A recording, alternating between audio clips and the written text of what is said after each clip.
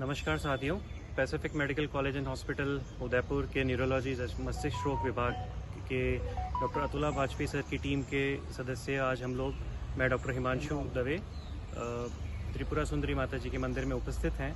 आज का हमारा उद्देश्य है लोगों के बीच में लकवे की जागरूकता पैदा करना, लकवे का किस तरीके से इलाज होना चाहिए और कितना जागरूक रहना चाहिए, उस सिलसिले में आज हम बात करेंगे।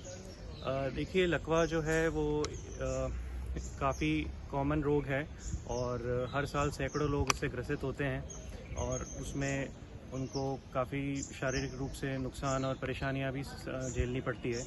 तो सबसे पहले हमें ये जानना है कि लकवा हम पहचाने कैसे कि किसी भी हमारे पास में या हमारे परिवार में कोई भी है उसको लकवा आया है। इसकी पहचान करना, उसको आइडेंटिफाई करना प्रमुख है, क्योंकि जितना जल्दी उसका इलाज चालू हो उतना हम उस पेशेंट में सुधार जल्दी ला सकते हैं। तो लकवे की शुरुआत के जो लक्षण होते हैं वो सबसे पहले हम पहचानें। एक मुंह का टेढ़ा होना, मुंह अगर टेढ़ा होने लगे अचानक से, वो एक लकवे का लक्षण होता है। दूसरा, एक साइड के हाथ या पैर में कमजोरी आना, आवाज़ लड़खड़ाना, ज़बान भारी होना, ये सब लकवे के प्रमुख लक्षण हैं। दूसरा, आंखों में अचानक से धुंधलापन आ जाना, एक का दो दिखाई देना, या बैलेंस बिगड़ना, हम खड़े नहीं रह पा रहे हैं या चलने में दिक्कत अचानक से होना, ये सब लकवे के प्रमुख लक्षण हैं। और लकवे के इलाज का मेन ये है कि हम जितना जल्दी उसका इलाज चालू करें उतना आगे जो है उसका प्रोग्रेस रुकता है और पेशेंट को जल्दी आराम मिलता है। तो शुरुआत के 24 घंटे सबसे महत्वपूर्ण है। उस 24 घंटे में से भी शुरुआत के 4.5 घंटे सबसे अहम है। तो जितना जल्दी हम लकवे के लक्षण को हमारे रिश्तेदारों में या हमारे मित्रजनों में या जो हमारे आसपास है उनमें पहचानें और जितना जल्दी हो सके हम उस पेशेंट को जो भी निकटतम हॉस्पिटल है जहां लकवे का उपचार संभव है वहां ले जाने का प्रयास करें।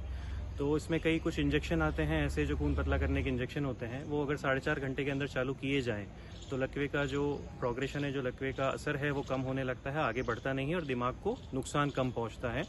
देखिए, लकवे में मेन क्या होता है कि जो धमनियां हैं जो खून का प्रवाह कर रही है दिमाग में, अपने मस्तिष्क में, उसमें रुकावट हो जाती है और खून का जो सप्लाई है, प्रवाह है, वो दिमाग में रुकता है। उसकी वजह से ब्रेन को, मस्तिष्क को क्षति पहुंचती है।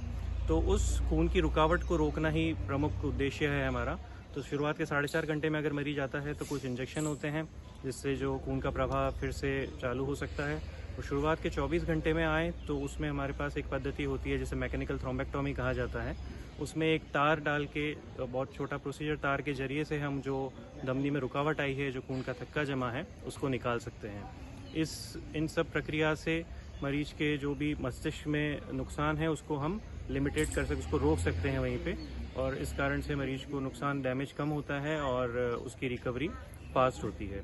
तो मेन यही उद्देश्य है आज हमारा कि हम जो जनता में जागरूकता फैलाएं, और आपसे भी यही निवेदन है कि आप, हर इंसान अगर एक दूसरे इंसान को जागरूकता करेगा लकवे से, तो शायद इस समाज में इस बीमारी को लड़ने के लिए हमारी क्षमता और बढ़ेगी। तो हमारा उद्देश्य है कि आप जितने से ज़्यादा लोगों में ये मैसेज हमारा आगे फैलाएं कि ये सब जो मैंने आपको निशानियां बताई कि लकवे को कैसे आइडेंटिफाई किया जाए, कैसे पहचाना जाए, वो सबसे ज़रूरी, और उसके बाद जितना जल्दी हो सके अस्पताल में पहुंचा जाए ताकि हम टाइमली उसका इलाज चालू कर सकें। धन्यवाद।